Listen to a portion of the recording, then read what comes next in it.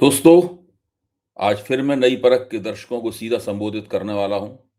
हमेशा की तरह मेरी बात बिना किसी लाग लपेट के, बिना किसी हेर-फेर के सीधी और सटीक होगी। दोस्तों, कहते हुए जुबान रुकती है, लेकिन कहना पड़ रहा है। देश में पहले से ही घोर सांप्रदायिकता का माहौल था, लेकिन अब सांप्रदायिकता का नंगा नाच शुरू होने वाला है। ऐसा लगता है कि सरकार ही सांप्रदायिकता का नंगे नाच का नेतृत्व करेगी। इसकी बाकायदा अधिकृत घोषणा कर दी गई है। घोषणा करने वाले हैं राष्ट्रीय सुरक्षा सलाहकार यानी national security adviser NSA Ajit Doval. अभी तक सांप्रदायिकता फैलाने की जिम्मेदारी मुख्य रूप से नफरती चिंटुओं के पास रहती थी, छुड़भइयों के पास। कभी-कभी नरेंद्र मोदी और अमित शाह चुनावी मुहिम के दौरान इन चिंटुओं द्वारा सुलगाई गई आग में घी डाला करते थे, लेकिन अजीत डोभाल सबसे आगे निकल गए। उन्होंने देश के नौजवानों से अपील कर डाली है कि वे अतीत की घटनाओं का बदला लेने के लिए अपने दिल में आग जला लें। ये अपील करते हुए वे बड़े जोश में थे। लगता था कि घर से तय करके आए थे कि आज तो वे सांप्रदायिक लफाजी के सारे रिकॉर्ड तोड़ देंगे।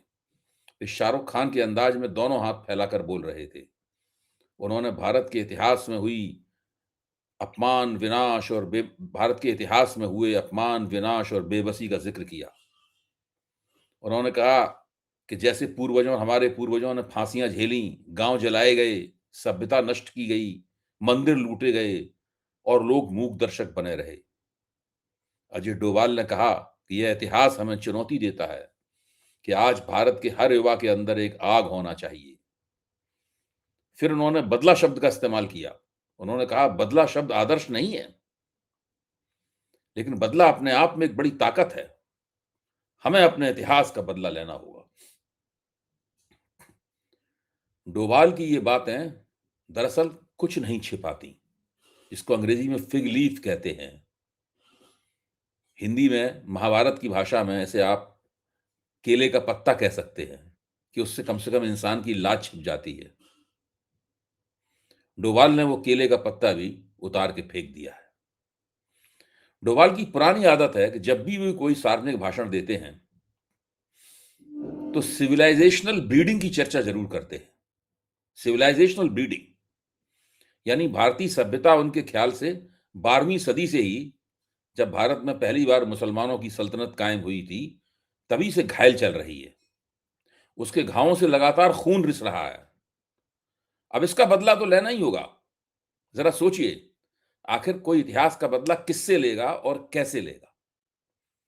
डोभाल के इस भड़कावे वाले भाषण से पहले ही देश में राष्ट्रीय स्वयंसेवक संघ के अन्य संगठन विश्व हिंदू परिषद, बजरंग दल, राम सेना, हिंदू सुरक्षा वाहिनी और ऐसे ही कई संगठन, जिन्हें अक्सर राष्ट्रीय स्वयंसेवक संघ ये भी मना कर देता है कि हमारे संगठन नहीं है, जगह-जगह बदले की छोटी-मोटी कार्रवाइयां चला रहे हैं। डोभाल की इन बातों से बदले की भावना का जंगल में आग की तरह फैलने का अंदेशा है।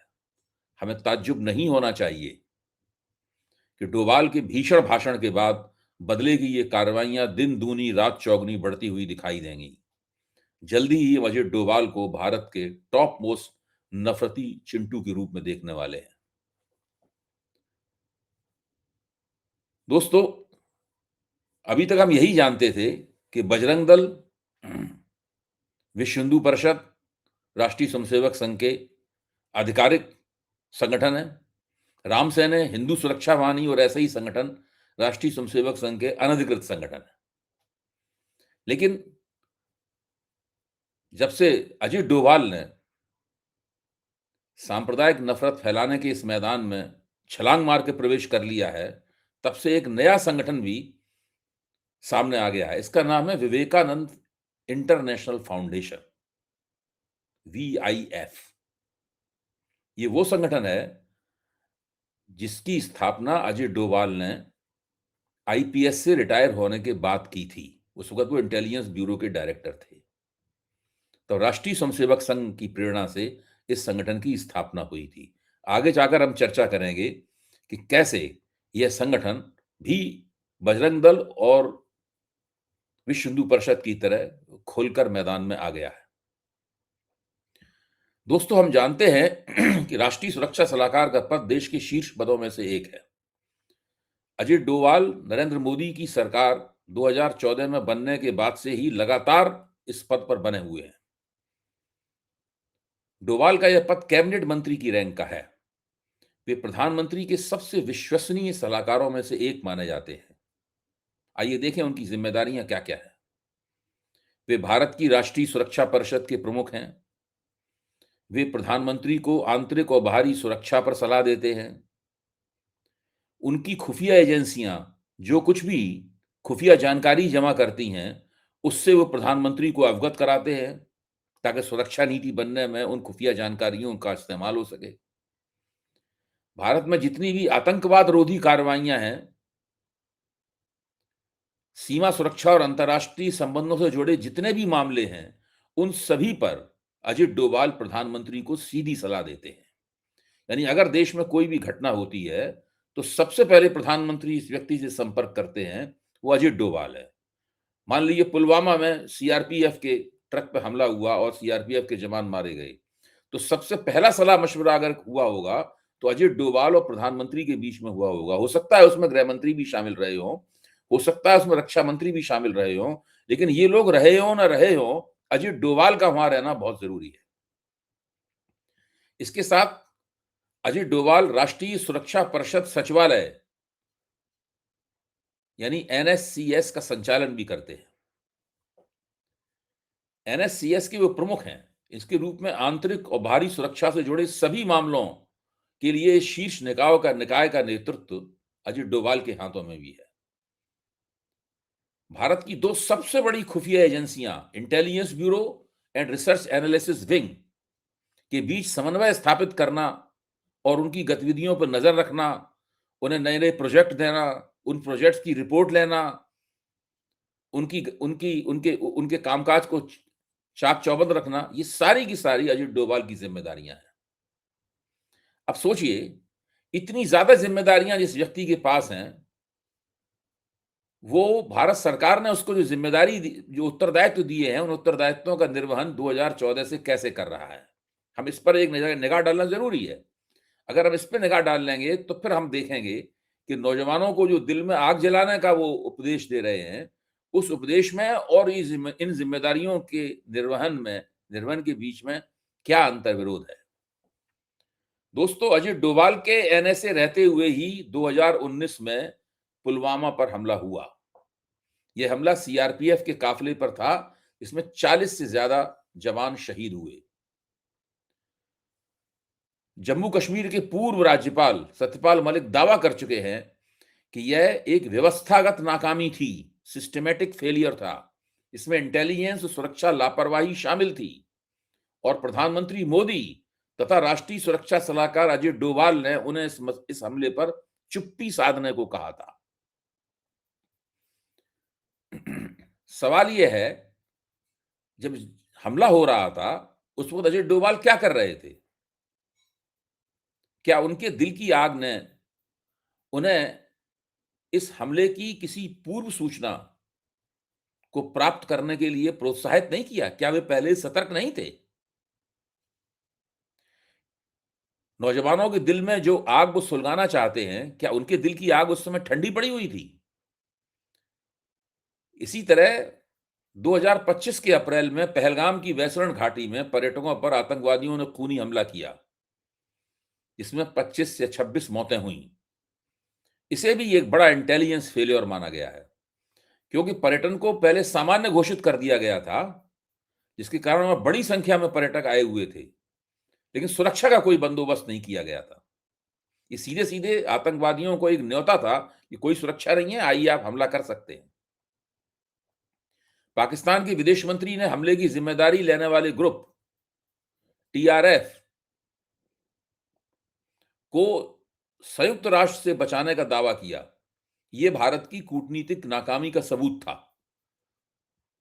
आतंकवादियों को हमले का मौका मिलना ही सरकार की विफलता थी, खासतौर से उस समय जब कश्मीर में सेना की तैनाती कहीं से भी कम नहीं थी।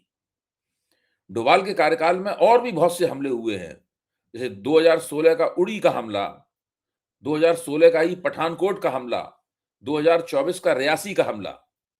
एक ऐसी लिस्ट भी मौजूद है जिसमें 30 से ज्यादा ऐसी आतंकवादी घटनाएं दर्ज हैं जो डोभाल के कार्यकाल में हुई हैं। हर बार इंटेलिजेंस फेलियर का मामला निकलता है और डोभाल के सीने में आग कहीं धधकती हुई नहीं दिखाई पड़ती। 1999 के विमान हाईजैक से लेकर पुलवामा और पहलगाम तक डोभाल की इंटेलिजेंस ब्यूरो के प्रमुख के रूप में और एनएसए के रूप में भूमिका पूरी तरह के तरीके से ओवर हाइप्ड है, यानी उसको बढ़ा चढ़ाकर हमेशा पेश किया जाता है।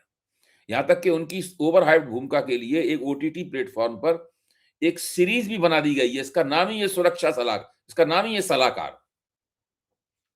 डोभाल पूरी तरीके से सक्षम साबित हुए हैं, पर ना तो वे जिम्मेदारी लेते हैं, इस्तीफा देना तो दूर रहा। दोस्तों, 2024 में रेडिकल छात्र आंदोलन के कारण बांग्लादेश में शेख हसीना की सरकार का पतन हो गया। जिस समय शेख हसीना की सरकार का पतन हुआ, उस समय ढाका में intelligence bureau research analysis wing का बहुत बड़ा अमला तैनात था।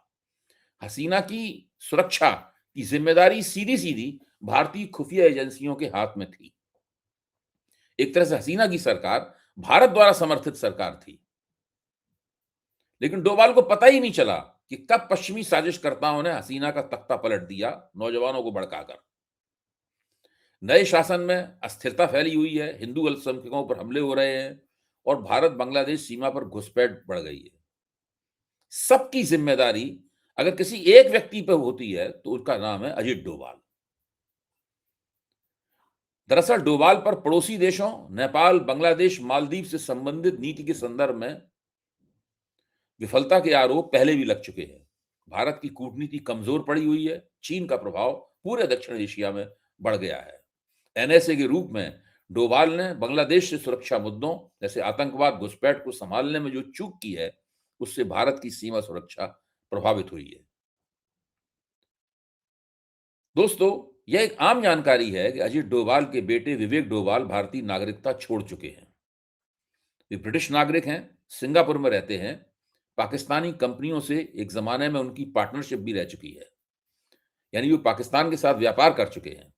उनके एक और बेटे शौर्य डोभाल ने विदेश में पढ़ाई की है और भारत में इंडिया फाउंडेशन नामक संस्था खोली है, जो नरेंद्र मोदी की नजदीकी के लिए जानी जाती है। विदेशी कंपनियों से प्रायोजित होने के कारण यह संस्था भी विवादों के घेरे में रही है। अजित डोभाल की मजाल देखिए कि वे अपने बेटों को तो भारतीयता का पाठ अभी तक नहीं पढ़ा पाए। एक बेटे ने तो भारत की नागरिकता तक छोड़ दी है, लेकिन भारत के नौजवानों के हृदय में सांप्रदायिकता की आग जलाना चाहते हैं। डोभाल साहब का एक और कारनामा सुनिए। वे विवेकानंद इंटरनेशनल फाउंडेशन के संस्थापक हैं। यह एक प्रमुख थिंक टैंक है जो राष्ट्रीय सुरक्षा, विदेश नीति, रणनीतिक अध्ययन और सिविलाइजेशनल यानी सभ्यता मूलक मुद्दों पर काम करता है। ऊपर से इसे स्वतंत्र निष्पक्ष बताया जाता है, लेकिन कौन नहीं जानता कि यह राष्ट्रीय स्वयंसेवक संघ और भाजपा का जेबी संगठन है। अन्ना हजारे आंदोलन, जिसे इस फाउंडेशन की शब्दावली में टीम अन्ना कहा जाता था, में संस्था की केंद्रीय भूमिका थी।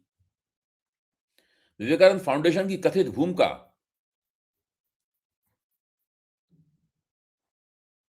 के आईने में आप देखिए कि डोभाल किस तरीके से बुद्धिजीवियों को राष्ट्रवाद से जोड़ने की बात करते हैं और नौजवानों से अपील करते हैं कि वो अतीत की हुई घटनाओं का बदला लेने के लिए अपने दिल में आग जलाए रखें।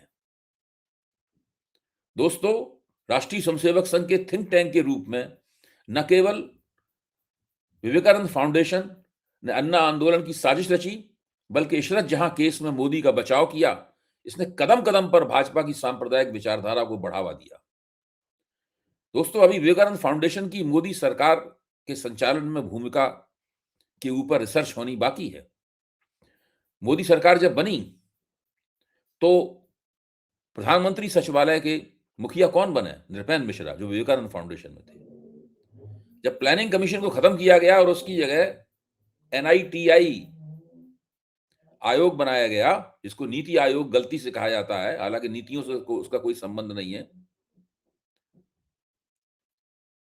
उसका मुखिया किसको बनाया गया? विवेक देवरॉय को, वो भी विवेकानंद फाउंडेशन के थे। विवेकानंद फाउंडेशन दरअसल मोदी सरकार का इंजन है, जिसकी स्थापना राष्ट्रीय स्वयंसेवक संघ के कहने पर नौकरी से रिटायर होने के बाद में अजित डोभाल ने की थी। दोस्तों, डोभाल के इस भाषण के असली अर्थों पर जैसे ही मीडिया मंचों पर रोशनी डाली गई और उसकी सांप्रदायिकता को रेखांकित किया गया, वैसे ही गोदी मीडिया ने उस पर लीपापोती शुरू कर दी। लेकिन इस सवाल का जवाब किसी ने नहीं दिया कि अगर भारत का विकास करना है तो नौजवानों से आर्थिक मोर्चे पर कामयाबी की मंजिलें छूने की अपील करनी चाहिए थी, राजनीति का स्तर सुधारने की अपील करनी चाहिए थी, भ्रष्टाचार विरोधी मानस बनाने की अपील करनी चाहिए थी। लेकिन डोभाल ने किया क्या?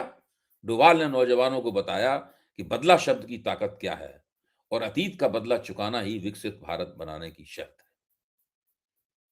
दोस्तों, आज की सीधी बात खत्म करने से पहले मैं आपके चैनल नई परख के बारे में कुछ और भी कहना चाहता हूं। आप सभी ने नई परख को इतना प्यार दिया है, इसके लिए सभी दर्शकों का तहे दिल से शुक्रिया। अगर आप चाहते हैं कि मैं आपके लिए अलग से कंटेंट बनाऊं, आपकी टिप्पणियों पर प्रतिक्रिया करूं या आपके सुझावों पर चर्चा करूं, तो आप हमारे चैनल के साथ खास तरह से जुड़ सकते हैं। अगर आप नई परख चैनल का हिस्सा बनते हैं, तो आप मेरे वीडियो बाकी सब्सक्राइबरों से 1 घंटे पहले देख पाएंगे। आपकी बातों का मैं जवाब दूंगा, आपके लिए हर दिन स्पेशल शो करूंगा और आपके सुझाव अपने वीडियो में शामिल शामिल करूंगा। आज के लिए बस इतना ही। धन्यवाद।